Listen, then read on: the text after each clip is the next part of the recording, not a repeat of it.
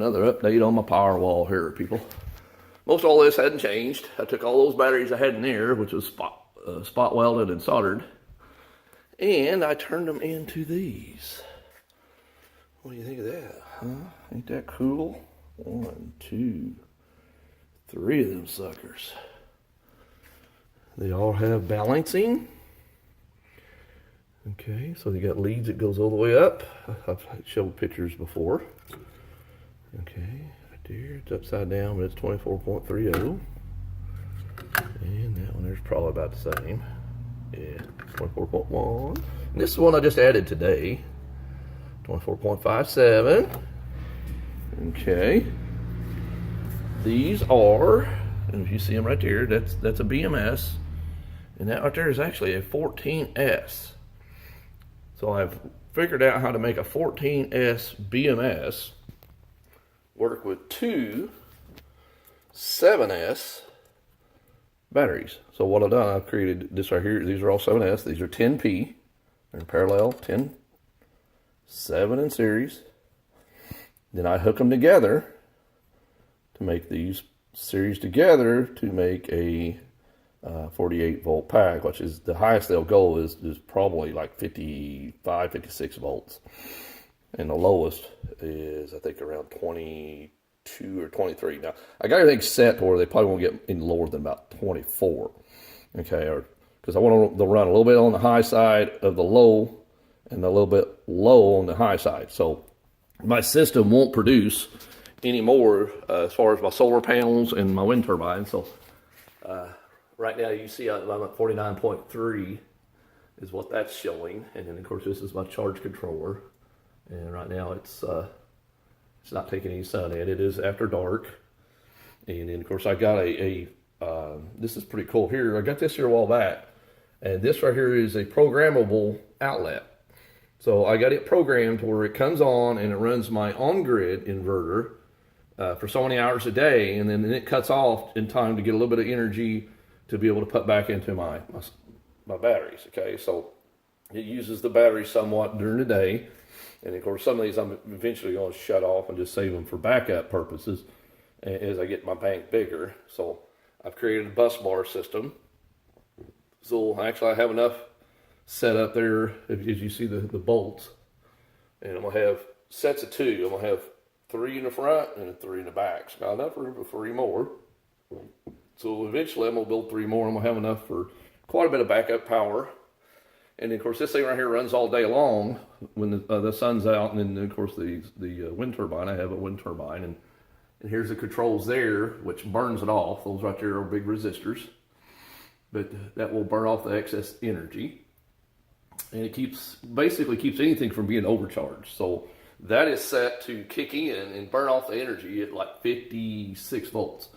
So if this right here gets charged up, and before it even gets close enough where it would hurt these, this is going to kick in up here and burn off that energy. So that's kind of a redundant system I got set up.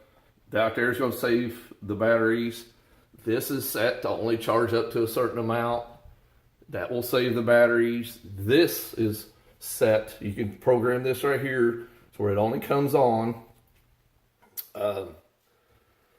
inverts the energy back into the grid, and you can set highs and lows. So it'll only kick on at 54 volts, and then once it runs everything down to like 47 or 48 volts, then it kicks off. So then it has to charge back up. But when I got full sun and wind, then it pretty much just stays running. Okay, so, but it will cycle if there's clouds, kind of a gloomy day, not a lot of wind power coming in. But that's a way of making sure it only runs when you want it to run. And of course then that is able to be set to protect that. And then what I do is set this to come on at say 9 o'clock and shut off by 3:30, 4 o'clock. So as the days get longer, it'll also help too, because what it'll do, it'll have more sun time to charge all these up. So it peaks them back up. And then, like I said, eventually I'll just run off with like 1 or 2.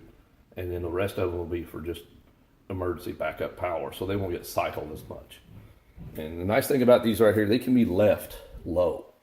You can run these batteries down, and not like lead acid, which will sulfate.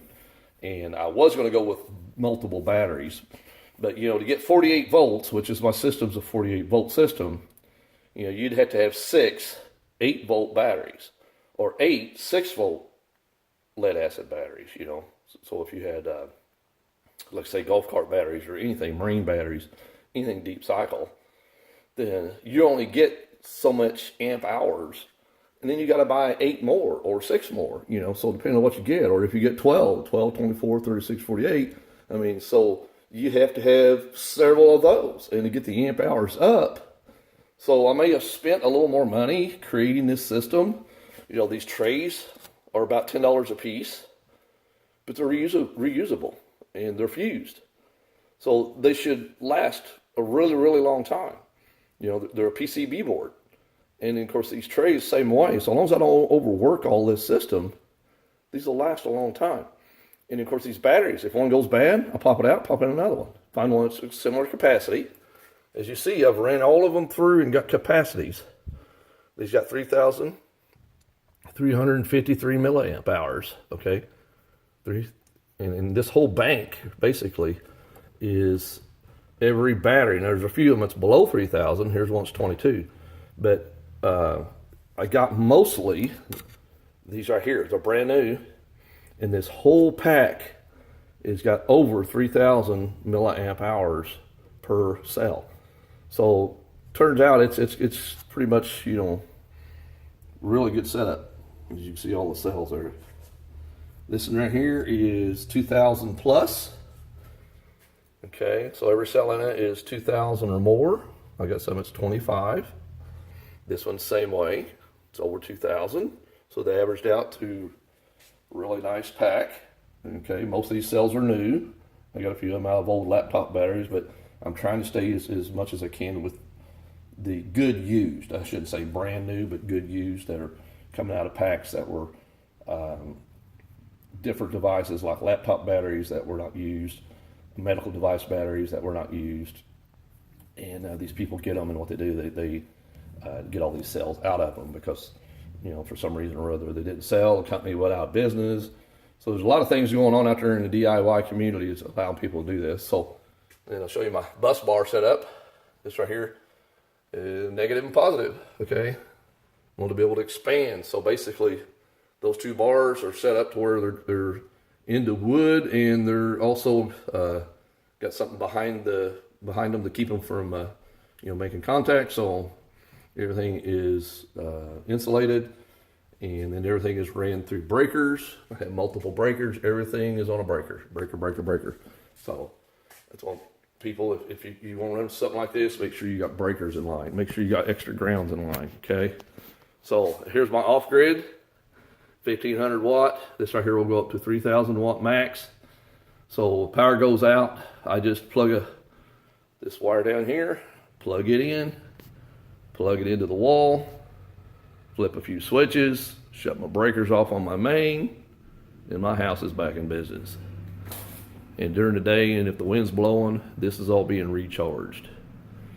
So, and the lights, like you see in here now, they're just as bright with the backup. I'll do one eventually here for too long, since I'm getting my system set up about where I want it, and show you what all I can run off of this and how long. So I haven't done it yet to see how long I can run backup wise, but I know right now if the power goes down, I'm good to go. So that's it for this video. You guys check out some of my videos to come. I'm going to try to be making some more. I do websites and do SEO as well, and I've been doing a few videos there too. So you guys get out there and make your walls, because I think we're going to need them in the near future.